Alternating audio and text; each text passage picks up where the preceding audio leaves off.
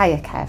Thank Oh, you right, sure. so much for coming to see me at Bondville again. Not a problem. It's nice to see you. I'm so intrigued by your story. As you know, there was the image that you put on. You post photos quite regularly on beautiful Bridlington, and it was the one that you captioned. You described that you used to sleep there down by the harbour. Down by Expanse, under benches and that, 2011. Yes. Can you take me back there and tell me where you were at? Well, in 2011, I was over in Halifax, and my dad were poorly, were in hospital, and I got some inkling. So anyway, I walked back from Halifax, and it took me 2-3 days. And then to get my legs going again, I slept down to Expanse, with sleeping bag and all that.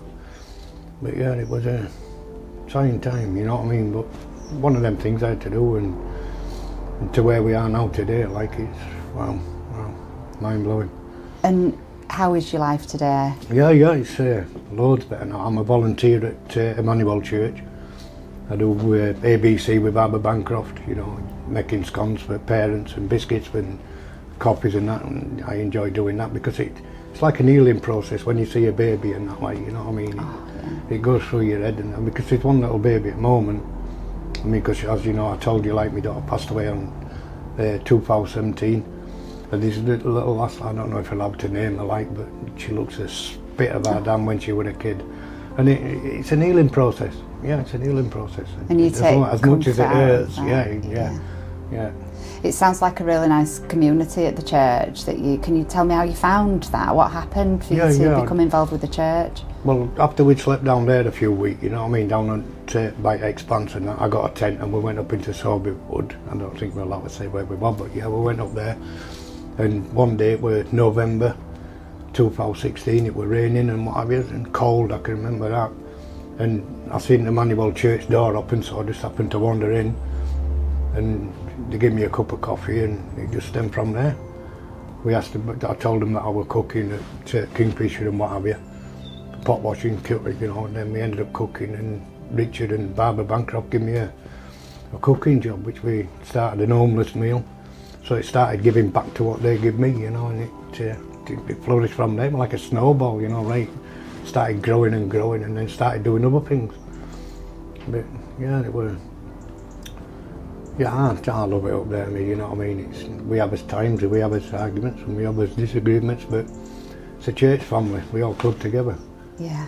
If one's hurting, we all feel it. It's a good feeling. Yeah, it's a good feeling. Sometimes, especially when your best buddies passed away, your vicar and that, it's another swing in it, another change, because you got a new one coming in, so you've got to tell your story to him again, and hope he cops it like Richard did and Barbara did. Yeah. But, it's a good place, and they do help me. They have helped me. And I put my hand on my heart, the church saved me when I needed it. That's amazing. It's amazing that you walked past that day when you were so cold and door were open and you were drawn in, and now look. So where are you at now? Obviously you're not homeless, you're not sleeping roof now. I've been in a while now, but the flat I'm in now, I've been in there 5 years. How did that feel when you got your first flat? It was funny, because when I got my flat, because you were used to sleeping out so many times in a sleeping bag, I slept on floor for first 4 nights, and then ended up getting in bed, obviously, and that was it. That adjustment. Again, church helped me again. Yeah. The church do amazing work. Yeah. I don't know if people would understand what you've just said there, that you'd been sleeping rough, and when you got your own, you finally got this flat, safe, secure, warm, dry, and you chose to sleep on the floor still. No, it would just habit. It would just I had the bed and I had a chair and everything else in that. But when I got into the bedroom, I just fell asleep on the floor. Yeah. It was just weird how it worked. Yeah. But then, eventually I got into it, and I still want to go out, don't get me wrong, it's still there. I'll still do it again tomorrow and that, it's not a problem. Yeah.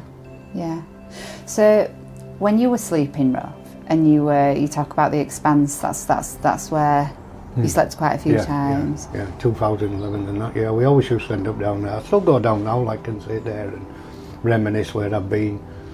like we did the awards the other day, and the film down there, like, because that's where it started for me, you know what I mean, basically, and then up into wood, and then into a flat, you know what I mean. It's been 9 years in the making. 9 years? 9 years it's done it, yeah, 9 years. You must be so proud. But I don't see it. The person doing it doesn't see it. Other people see it, you know what I mean. But then, when daughter passed away in 2017, I needed an hobby, you know what I mean, something to distract me away from heartache and that, like, if you like, you know what I mean, what rips you apart every day.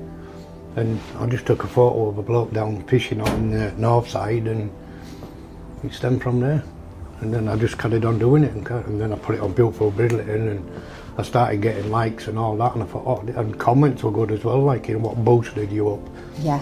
And there's one particular, and she's on Facebook anyway, it's Margaret Pilling. We were down on to Harbour one day and we were talking, and she said the magic word, and she said it's healing. And that's what it was. It was healing process of seeing what you were seeing and sharing it with the people. And yeah. You're certainly so talented with the images you capture. Yeah. And I think how you describe what you're seeing on your posts, it's just heartwarming. Well, you just have to look at the engagement. There's hundreds and hundreds of people you do get people, like, you know what I mean, what, you know, your negative comments, like, you know what I mean, but you take them on board as well, you know what I mean, because you get all the good ones, like everybody does it. Yeah, but when you get the bad ones as well, you feed off that, because you think, right, I'll do something different tomorrow then, you know what I mean, and then I'll show you. It's like somebody put a comment about Yorkshire Bell. How many times are you going to take a photo of that? So every day for a week I took it. and put it on, and put it on, and put it on, and put it on, yeah. I thought I'll get it back that way instead of going, oh, well, yeah. They're just keyboard warriors, you know what I mean? Who basically just slaughter you if they know what else to do. But you're so right. I take it on chin, I'll take it on chin. I'm going to listen to that advice, because I'm a bit sensitive sometimes, and I take things to heart, and I focus on negative out of all. I do, yeah. I mean, I do take things to heart sometimes, but then when I look back, I think, oh, idiot, what did you do that for? Yeah. You know, they were right, I was just arguing. Yeah. But yeah, it's I love that response. Them negative ones, like, you get them and you feed off them, you know what I mean? It's not in a bad way, you know what I mean? You think, well, that's your opinion. And then, I'll take that 20 times, you know what I mean, just to annoy you. I shouldn't do, you know what I mean, but that's the way I deal with it. I think it's a great way to deal with it. We have got a real culture of keyboard warriors, haven't we? I think, the things that people will write, they would never say out loud to our faces. And it never ceases to amaze me, actually. I say that to some people sometimes, you know what I mean, get me in a room within 5 minutes, you'll be a friend. No, it's not that's it. I'm not into all that anyway. All that's gone, you know what I mean. I don't think that anymore. And I think it's when our dad went, you know what I mean, because when you're a dad, you are protective of it, you know what I mean. It's so you'd die for your person, you know what I mean. You'd die for it, which I would have done. Yeah, of course. Obviously, you know what I mean. It didn't work, and I had 28 good years with the light, you know what I mean. And And Dan's your daughter. Yeah, Dan, Danielle, like, but we call her Dan. Yeah. You posted a picture of her quite recently, and she's really beautiful. Her face, smile. Well, somebody said, like, no, there's no Jeremy Kyle with that one, Kev. So, you know what I mean, it was one of them. I don't know where she got her wit from, but there you go. No, she was absolutely beautiful. She was top drawer with her Dan. Yeah.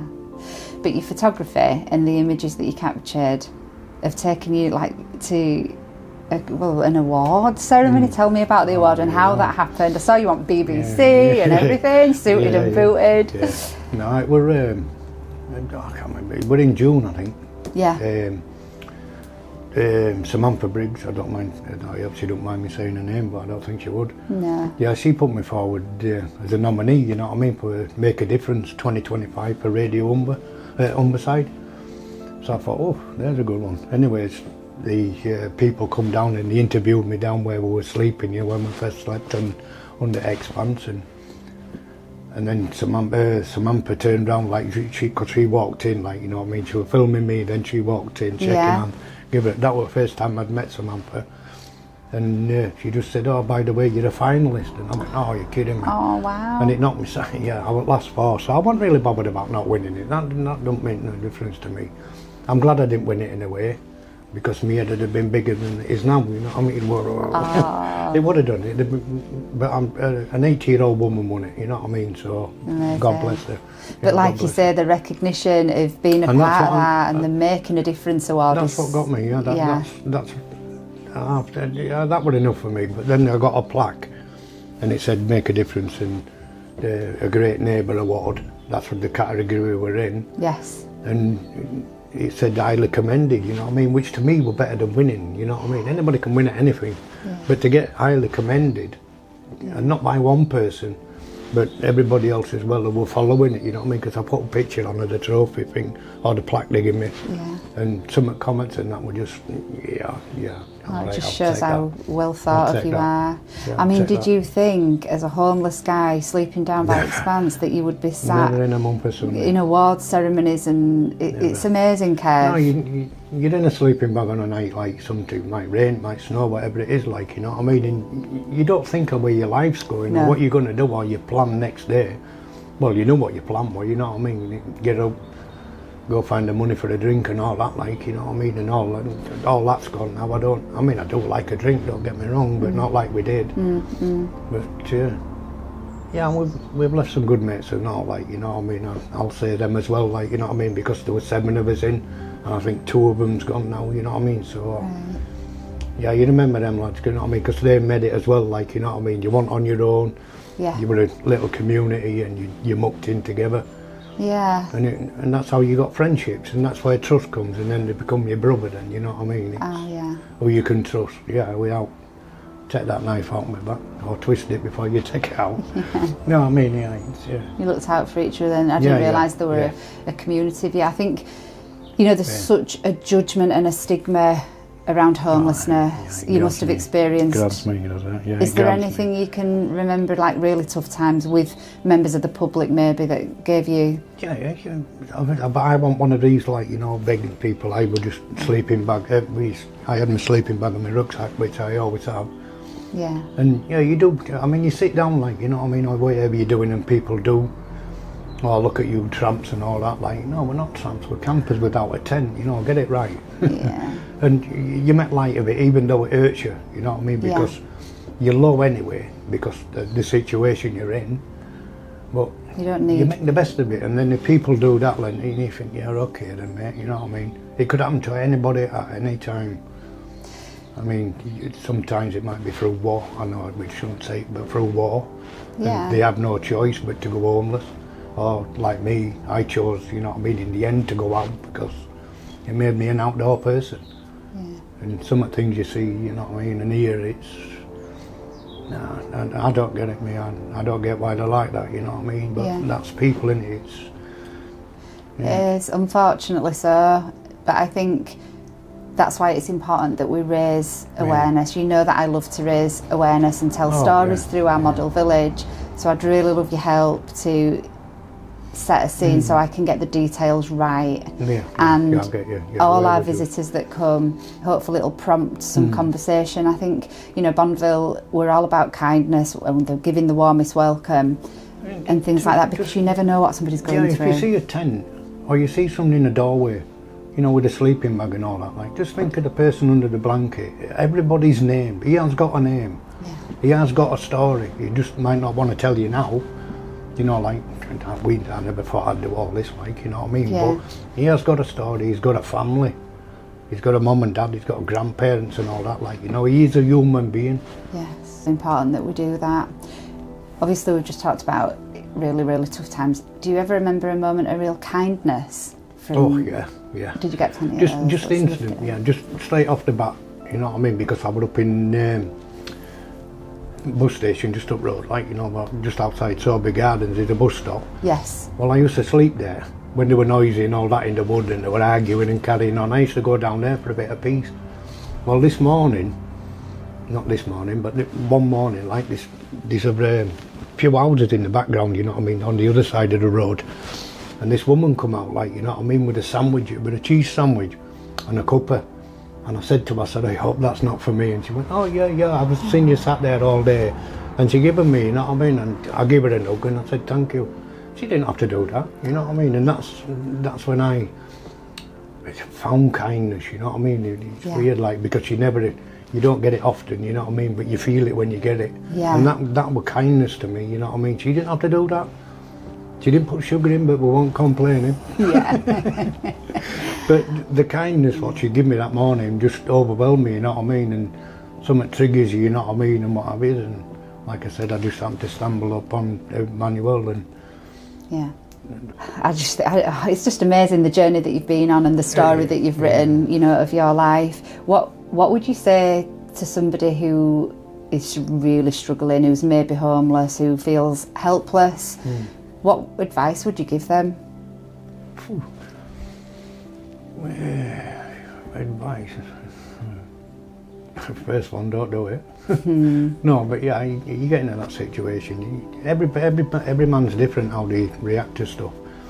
And with the Emmanuel, like I was cooking for the homeless, so you were seeing them all the time. Yeah. And yeah, you sympathise with them, you know what I mean, and what have you. And I do in church, like I mean, I've done it a couple of times with a couple of lads, like, you know what I mean. I've took them into chapel, and I never thought I'd hear myself say this, like, but I prayed for them, you know what I mean, and what have you, and they got better, and then they're back to where they are, you know what I mean. But at that moment, they were listening, you know what I mean, and yeah, it's hard to give people advice, you know what I mean, and not like it's just watch your back, be careful on a night, you know what I mean, because that's when that's when it gets you at night, you know, between 12 o'clock till 5. Pitch black, you can't go nowhere, shops are shut, you can't do no, you know what I mean, and what have you. But yeah, just be careful, you know what I mean, and watch your back. That's all we did. Yeah. That's all I did. I mean, I slipped in some weird places and that, where sometimes you shouldn't do, but you did. You know, and skips in, skip, God knows how many skips I've slept. That's why I always said, if I pass away, just throw me in a skip. I've slept in a few. But yeah, advice is, just watch your back and be careful and stay strong, because always remember your life isn't like that forever. That's what I got told one day. I got told that one day, you know, I was just said, I don't know where I was or what I was doing. This bloke would just come up and he said, your life won't be like this forever. And yeah, that's my message, your life won't be like that forever. Yeah. But it's you've got to choose to take it. And you've got to want it and mean it, you know, and don't just go, and then a week later, you know what I mean, you're back where you are doing what you're doing. It's no, you've got to want it. Yeah. And I think looking back, I needed it, and I found it in the right place. But yeah, that's my advice. It's good advice. Yeah. Great advice. And I think people who maybe are in your situation, or were in the situation that you were in, would hang off your words, because you've lived it and breathed it. You know, it's advice from someone who really knows.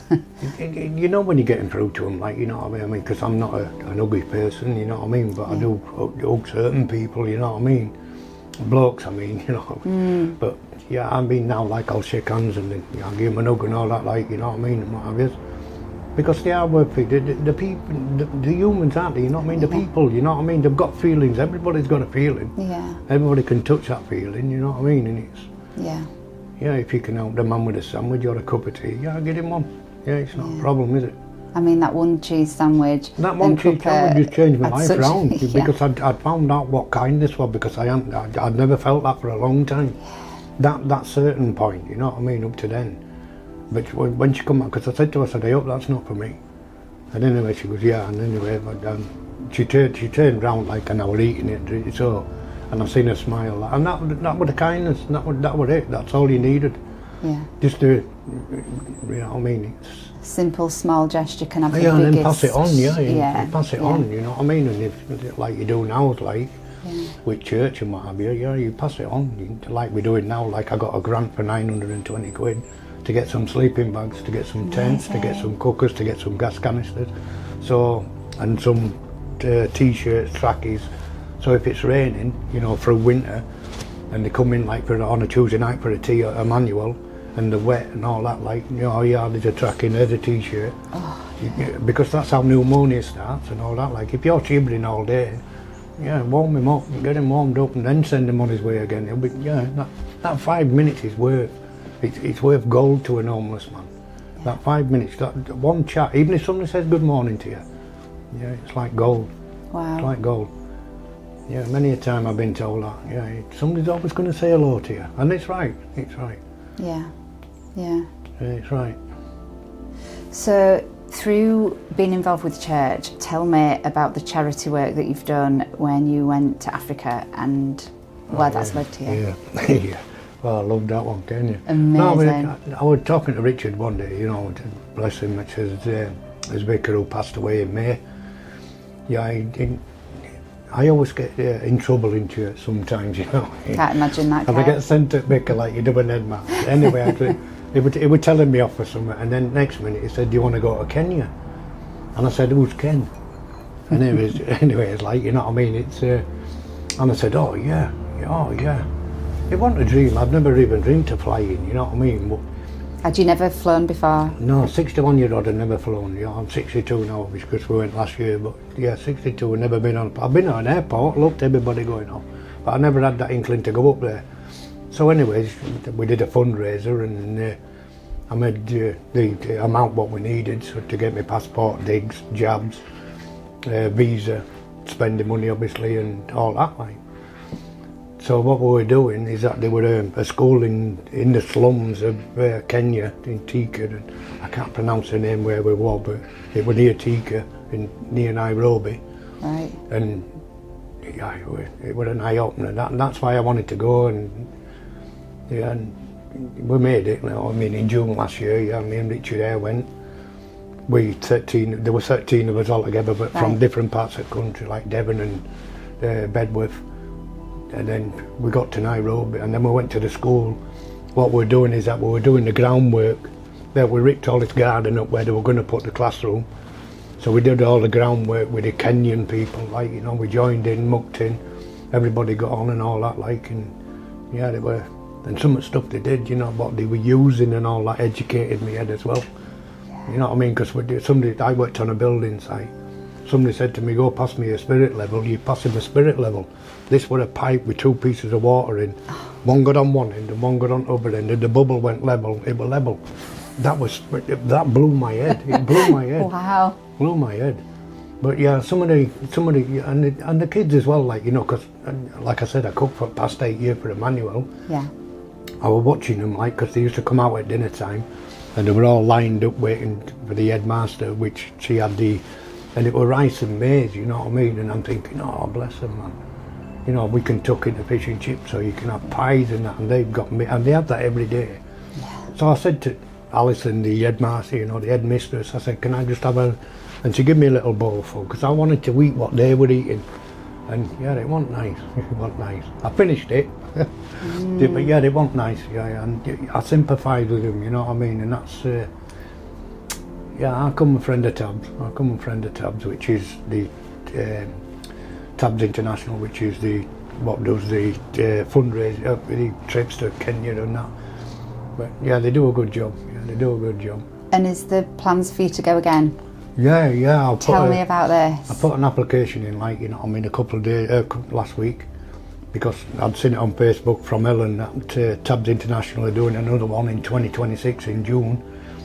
So yeah, I'd like to be on board that, like, because we never got to see what the kids enjoy what we did, and I'd personally like to see one sat at the desk and thinking, yeah, we made that for you, fella. Yeah, you enjoy that and all that, because they were carrying them, you know, from one classroom to another. After they'd finished, we'd move them over, so we made 10, and then because we were that good and quick, we made another 10 for them. So there were 20 tables round, and now I believe that they're going to do a church. So it's. Wow. Yeah, it's looking a bit. Not only that, like, you know what I mean. I want to see the kids again and see the enjoyment of the classroom. I want to see the classroom finished. I seen the pick going for the first time, like, and I want to see the kids there in the classrooms and that's what we did. How amazing to get to go back and see the progress and how much they've changed and what they're doing. It'll take your breath away. I mean, it did first time, you know what I mean, and that. But I think it'll get a bit. It'll be emotional, like, you know, at the same time, like, because Richard, you know what I mean, he took me down, and I'll never forget that day when he asked me and when he took me and when he brought me home safe. But yeah, it's, and I'm forever grateful for him, ever grateful for that. And that was an act of kindness again, you know what I mean? He didn't have to, but he saw what I was doing, and he thought, well, this is lad's reward, you know what I mean? And you know, what a reward that was. Wow.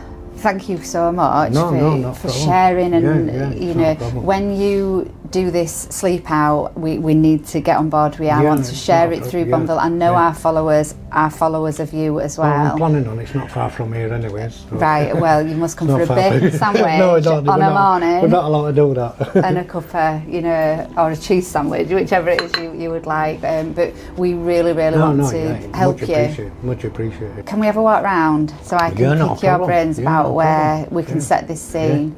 And like I say, I've collected some of the details. I've got some ideas for what I might put together, and then we can share any GoFundMe that you set up about your sleep out event in December. Yeah, it's a sponsored sleep out. I think you might be blown away by the support you get.